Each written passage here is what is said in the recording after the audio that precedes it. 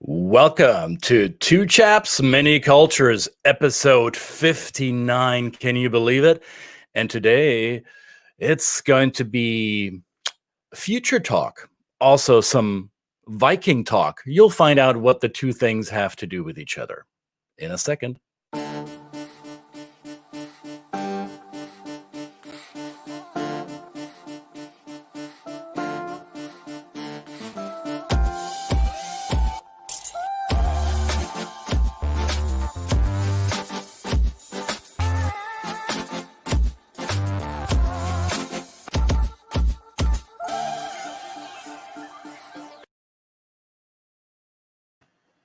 Welcome, everybody. This is a culture on Two Chaps, Many Cultures. And you will notice that there is only one chap right now. So the reason for that today, this is the first episode in 59 episodes. Brett and I have been doing this together. And Brett is tending to a family situation that I will not divulge in any more detail. However, rest assured, it is important enough for him to not be here today. So if you're so inclined, send him your blessings and your positive energy. Trust me, he needs all of that as much as he can get. So one episode with just one chap, but I'm not going to be the only talking head here today. We have a wonderful guest for you today. And I said Vikings and future stuff. The Viking stuff is pretty easy to explain. Welcome, Line Mørkbak. And what's the Viking thing about you, Line? I guess I have Viking blood. I am originally from Denmark, and I actually have a dad who is a passionate Viking researcher and author as well. So I did grow up with quite a lot of Viking stories, and also being from Denmark, that is definitely something that we pride ourselves of as part of our heritage. So what's the important piece that a idiot like me needs to know about the Vikings? Well, can you bust one of those Viking myths that some of us may have? Well, it wasn't just about them being bloody and being around the world, or not around the current world, around Europe, making a mess. They were also really avid traders, and had a very equal society where everyone could vote if they were not slaves, but if they were free Vikings, they could vote, and women actually had a right of a true right to get a divorce, and this is like year 1000. So there are some facts for you.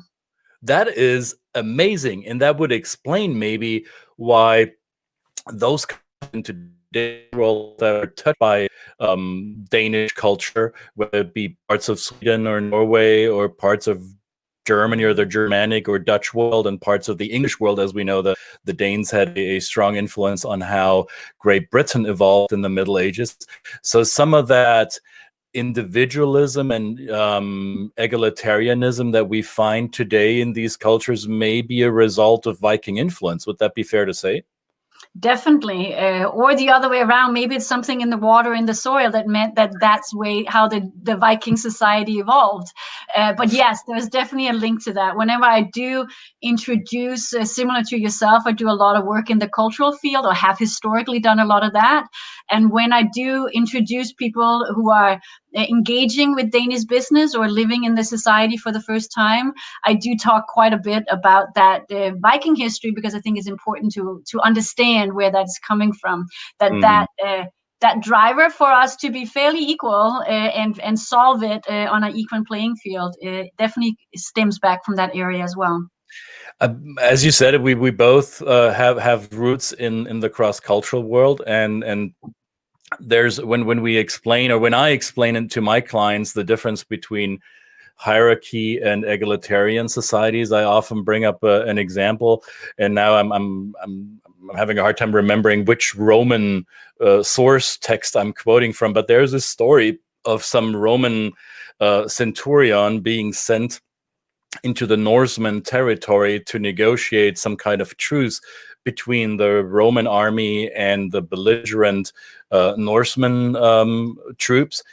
And so the very hierarchical Roman society said, hey, go out there, find their captain, find their chief, find the top of the pyramid, talk to them and bring them my message, and then let's see what we can negotiate.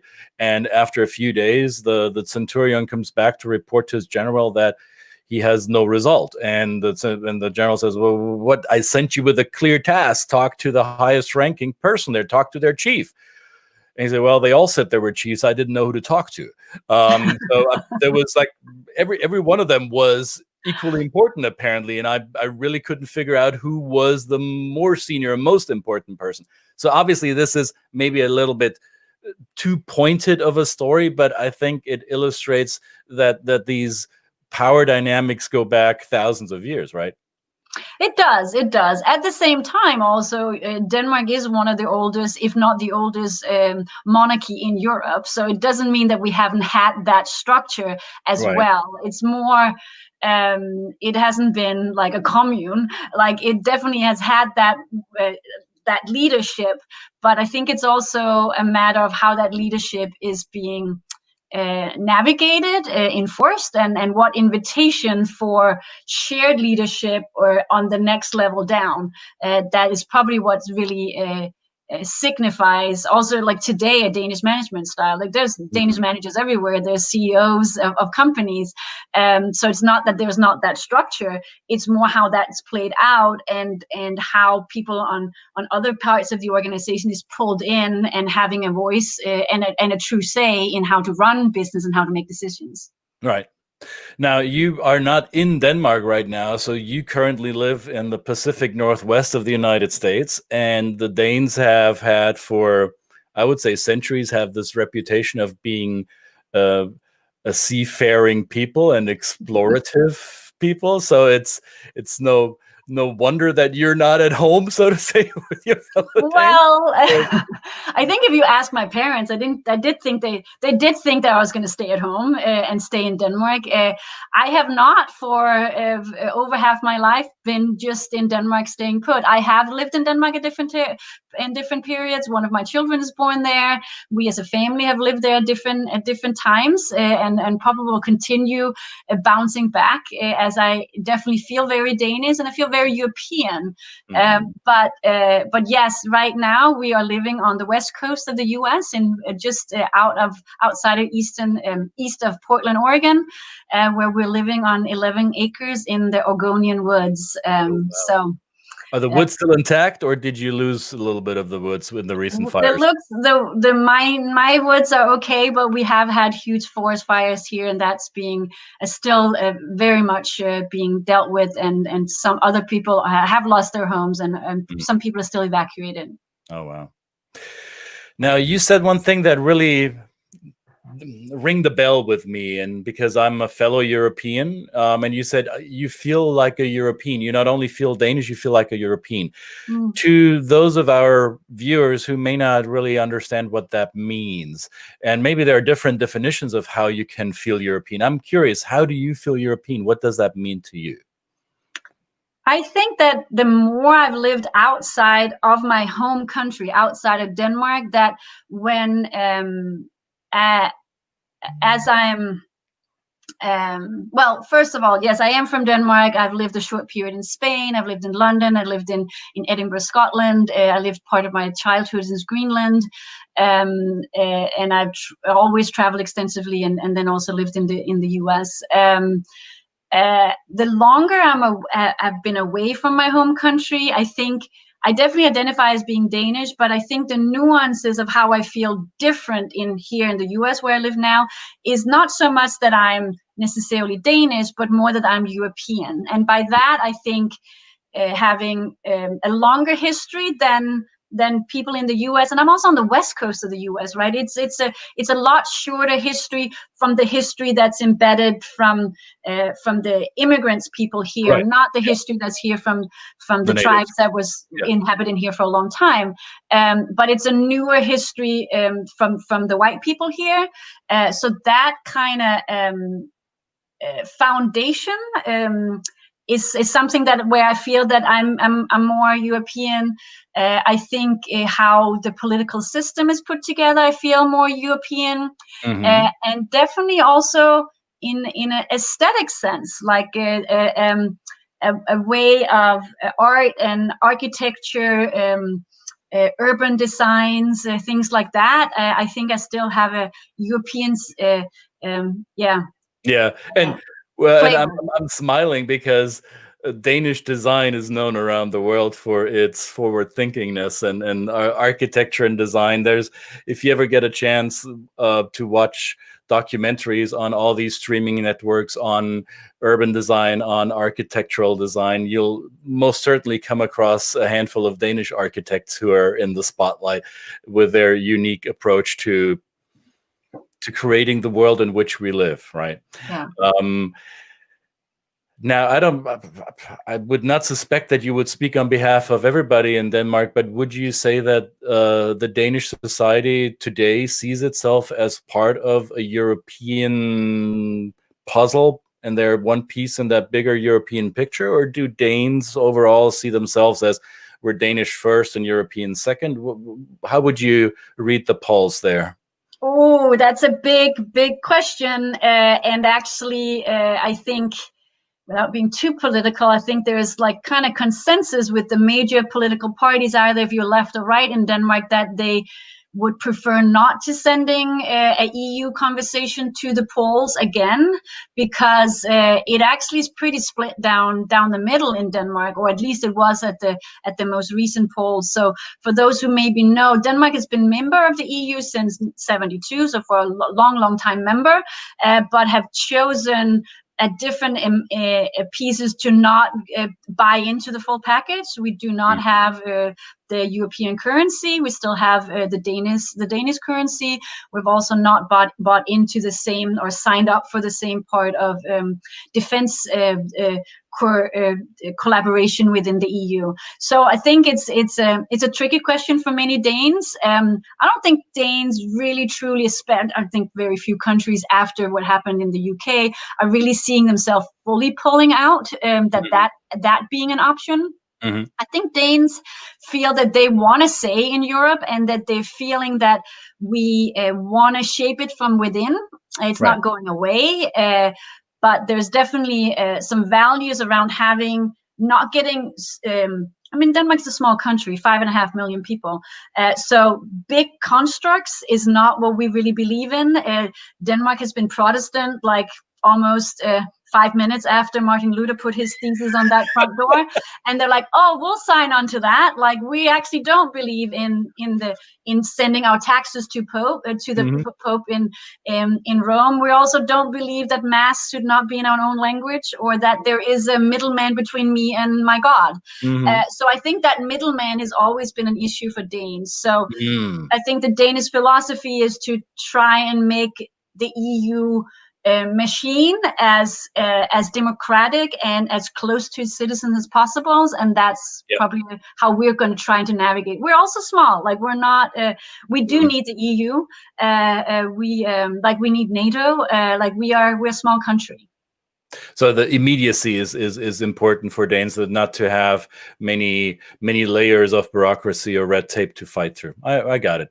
Now you also said something that I found not amusing but interesting, because here in the United States, some people may not recognize this. You said depending on which side of the political spectrum you're in Denmark, whether you're left or right leaning, and some thinkers in the United States would like to paint Denmark as a country where there is only left and no right, or as I've heard it, it's Denmark is Bernie Sanders' socialist wet dream.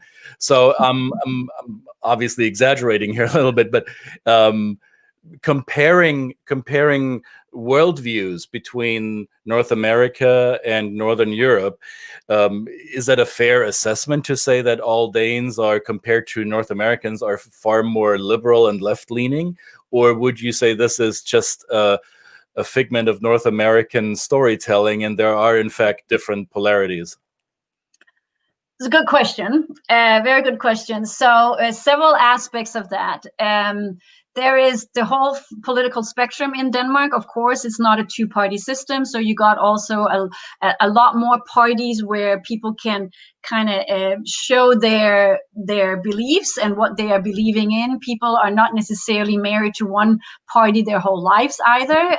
Some people are, but there's a lot more movement around. So any government in Denmark, like similar to many European countries, is going to be a coalition government. So there you're going to have politics playing itself out a little bit differently. Denmark definitely have a long history with a strong labor movement and a very, very established social welfare state. We currently have a prime minister who is the head of the Social Democrat Party, but before that we had many years with a more conservative right-wing government, and have had that in many periods throughout history, and also recent history. So when you're right-wing in Denmark, it doesn't mean you're going to go away with the welfare state. But it means you're going to turn down some of those, that you want to look at it differently. You want to give more power to that market to operate. Is it an utopia? Is also what I'm hearing you saying, and it's not. It's not. I think when you have had there's a lot of things, and I'm raising my kids right now in the U.S. and their dad is American.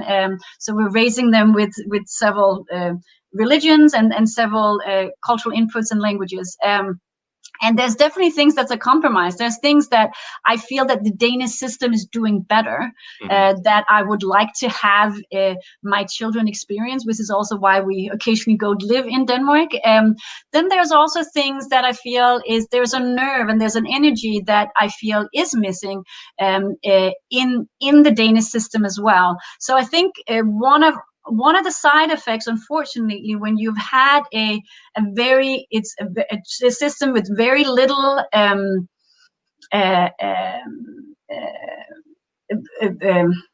mismanagement, there's very little abuse of power in the Danish society and in the Danish state. So people trust in. There's a very high level of trust into what you're signing on to as a citizen.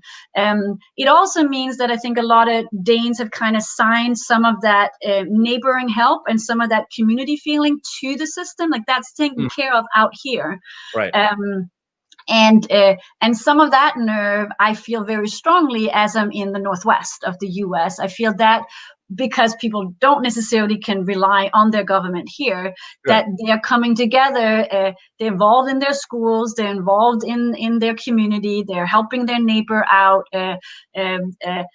Things are not running as smoothly, which in some ways bring the better of us out as human beings. Because this is an immigrant nation where they were not able to rely on well-established societal infrastructures, right? So they had to form a community that operates separate from any government institution, whereas in many European countries have well-established government institutions that citizens have grown to rely on and say, well, I don't need to necessarily have this bootstrapped grassroots neighborhood taking care of each other because my taxes are paying for it, right? Exactly.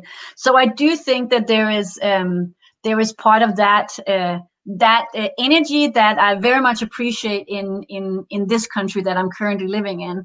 At the same time, you cannot just take a model that works in one society in terms of its size and social demographics and also long history and say, oh, we can just use that model over here. Like Denmark is a small country, Sweden is a much bigger country, but still these are small countries compared to, say, Brazil, compared to the US of America, right? Like Denmark and also Sweden and the other Scandinavian countries has a lot less social demographic diversity, a lot less cultural and religious diversity to be easier to build consensus, I guess, right? Exactly, right? Or maintain a long-standing consensus. Yeah. And when you are having that view of consensus, that's beautiful, but it's definitely a lot easier to get consensus of people who are having the same, signing onto the same level of values. And when you're having the same upbringing and sharing some of the same cultural beliefs, that's easier. So it's a very different societal challenge that you have in other countries outside of Scandinavia. And I think that often gets missed in the kind of glorifying of the social welfare state. Glad you helped us bust that myth a little bit. There's another Danish myth that I would like to address, and we talked about this yesterday. So just full disclosure, Line and I occasionally work together, and yesterday was one of those days, and I asked her this, and I thought this would be a good question for our talk here today. For years now, in the English-speaking world, there's all these new buzzwords brought into how we organize ourselves around work or outside of work. And this Danish concept of hygge has been, well, it's been carried around like a golden cow, like this is the new best thing and we all need to be hygge. And I am not so sure if everyone fully understands what that hygge thing means. You probably have seen this meme online. I hear you keep using that word. I'm not really sure you understand what it means. So from a Danish person, please explain what hygge is. What is hygge? Really... Right? Yeah, I think most Danes, when we start seeing that this became a thing, and there's like a book in the airport of like, oh, read about Danish hygge, we're like, you're kidding, right? Like this is like people are now studying this, like, but yes, it's a thing. I think it's something that Danes have always been proud of like, yeah, it's hygge, like it's a thing, but it's also an atmosphere, and it's also something we're using like as a phrase, like, oh, det var hyggeligt at møde dig. It was cozy to be hanging out and to have this, spend this time with you and to meet you. And I think there's been a lot of like along these lines with Scandinavian design of like, oh, it's a certain design trend, and like, and that's BS. That's not what it's about. But it is actually more of an atmosphere, and I think what people maybe not always, I mean, it comes spontaneously, but in some ways it's also a little bit orchestrated. That it is hygge is when it's evening time, it's November, it's dark outside, we're obviously lighting lights. That Danes love to light their candle lights everywhere because it's dark a lot of time of the year in the winter times, and something is baking, there's something coming out of the oven, guests are coming over, and we're setting the table with matching napkins, and then they're coming, and oh, this is hygge, like now we're together. So there's something togetherness that I can come with my bunch of friends and bring maybe a 6-pack. Would that be okay? No. So I think that's the thing, that this is not your like, I used to live in southern Spain for a short period of time. This is not the like someone's honking down the street, hey, come on, we're heading to the beach. Like, that's fun and games, but that's not like hygge. There's something about it being, as I said, orchestrated. I don't want to say controlled, but it is the people that invite it. It's not like suddenly a bunch of people crashing the party that we didn't know. I mean, that doesn't mean that doesn't happen, right? But that overall sentiment around hygge is that there's a calmness, and it's also that we know what to expect, and we've chosen these people. I'm not uncomfortable. I'm comfortable because these are the people that I knew were coming. And as the hostess, like, my house is clean, and there's those matching napkins, as I mentioned, like, so I'm ready for this. So it's not someone crashing the party and putting the boots up. And it's also not kumbaya and we're all holding hands and becoming friends all of a sudden with each other. It's by design, right? I invite people that I want to have hygge with. It's not like this is something that spontaneously happens amongst a group of people or even co-workers. So this whole work-life concept of hygge in the workplace might be a bit misleading then. Well, I say Danes are very good at having hygge in the workplace. Like, the amount of times you have coffee and cake at a Danish workplace will, I mean, with your whatever your diet is out the window, right? Like, this is. So there's definitely also, like, Danes want this in their workplace as well, and they're creating that as well, right? Like, oh, in that cafeteria or in that break room, there's gonna be some candles lit, and now we're mingling there. Someone brought cake, and so there is that, and again, this is that atmosphere that was created. There's a lot around. I mean, most cultures has something around eating, right? But the Danes is definitely around. Sweden? Is that similar to having fika in Sweden, where it's like it's cookies and coffee time, and then we don't talk about work, we just get together and socialize? A little bit, yeah. But part of the coffee and cake is that as we're having our meetings in Denmark, let's have coffee and cake as well, right? Like, Okay, got it. yeah. Well, since we're talking about work, work is changing, isn't it? I mean, not just because of COVID and Corona, we're not working the same way we did 5 or 10 years ago, and you're part of a group that is helping facilitate and orchestrate an event that's coming up today? We're kicking off tomorrow. Yes, yeah. So Let the people see what this is, right? So this is a Future of Work 24-hour global gathering. Explore our potential for disruption. That's tomorrow and Saturday, I guess, a little bit. So it's going to bleed over, and potential for disruption. So now I'm curious, what's going to be disrupted and what's the potential that lies in that? Well, the format is something that's called open space, and people might know it as sometimes it's called on conference.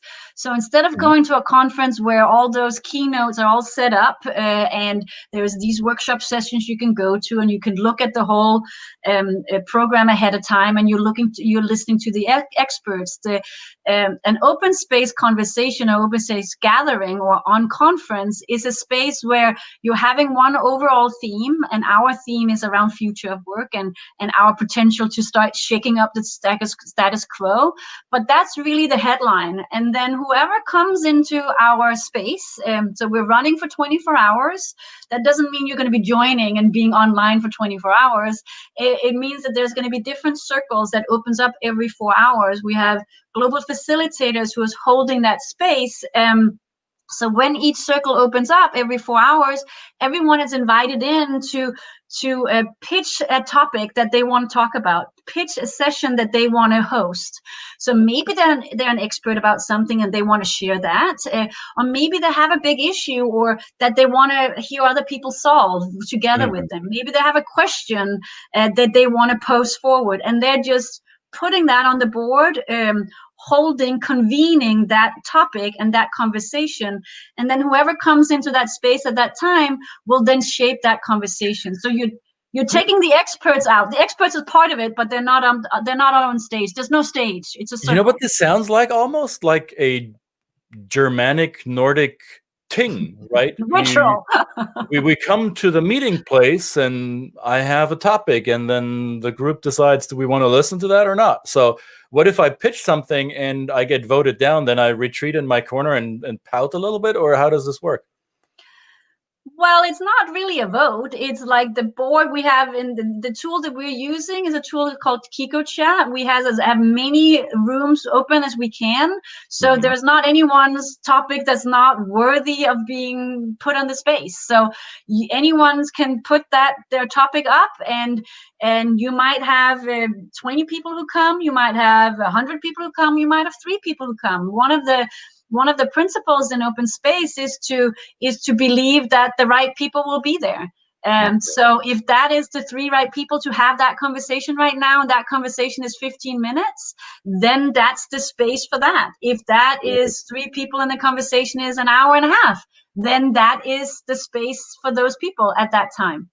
Cool. And it's interesting that you're making the link to the Nordic, and I think that's true. There is something that appeals there. Actually, the link to the open space format is a lot of inspiration out of the village council out of African societies. Right.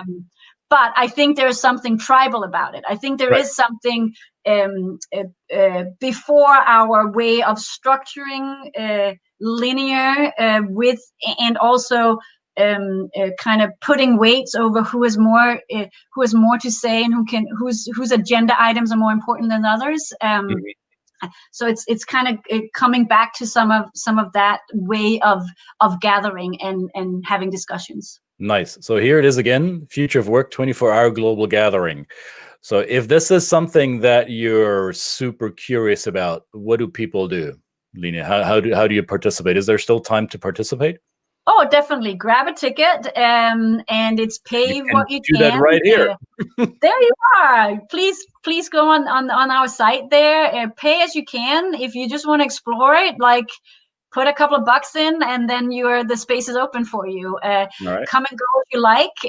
You don't have to pitch a topic. You can see what this is about if this is completely new for you. What we're hoping is that people are going to come at different times because it's global. So different hosts are going to host at different time zones. So different communities are going to step forth because it's more in their prime time zones than in others. So the idea is to really invite different thought communities in the future of work to be sharing.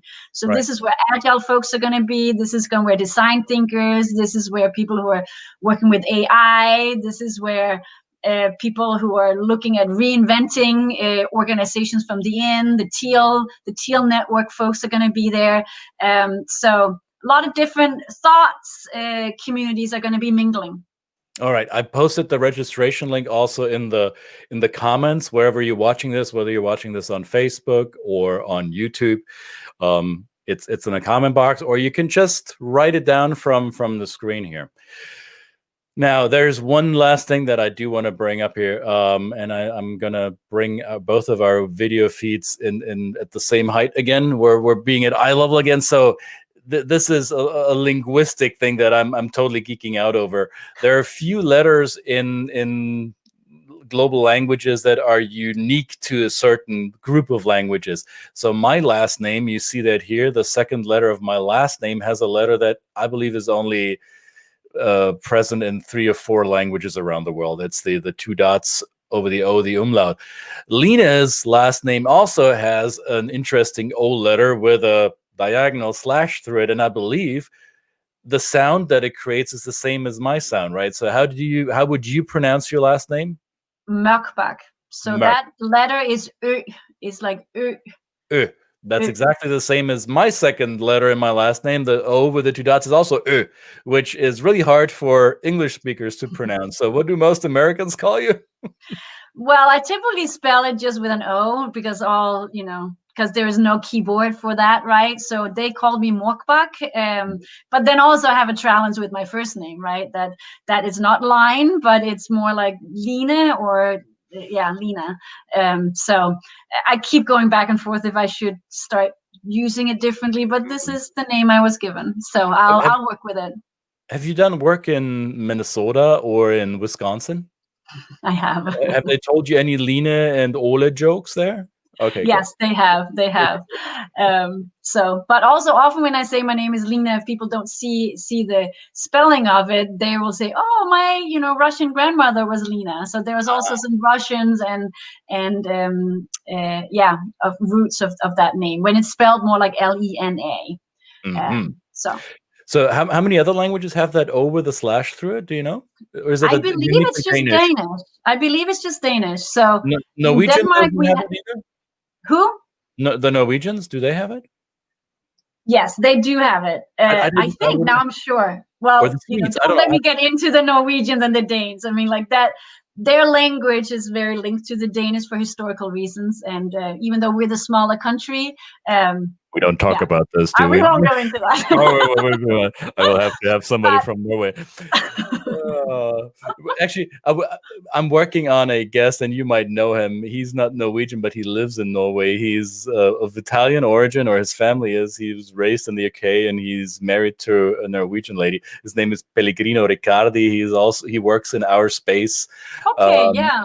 And he probably he could shed some light on that. Maybe we should have you back on when I have Pellegrino on, so we can have this Norwegian, Danish, German, British, Italian, European conversation. Let's get it all in there. Yes. It should be fun. All right, folks. This was awesome. Lina, thank you very much for taking time in the morning for you. People, remember, this is where you get your registration for the 24-hour global event. Be there, show up. If you're interested in global work, working globally, this might be the space that you've been looking for. So get a ticket, be there. You don't have to be there for 24 hours. Well, you can if you want to. There is enough coffee in the world to do that. I need a refill, by the way. And just be there, learn from each other, and bring your whole self to it. Line, thank you so much for being on here. I hope to do this again soon. And let me Thanks see. for having me. It's been a pleasure. Since I'm the only one doing the technology here, let's see if I can do the outro right too. I think I almost handled the intro well. Let's see if I can do the outro. You're doing very well as the single chap. Thank you. Make me feel better. See you all tomorrow.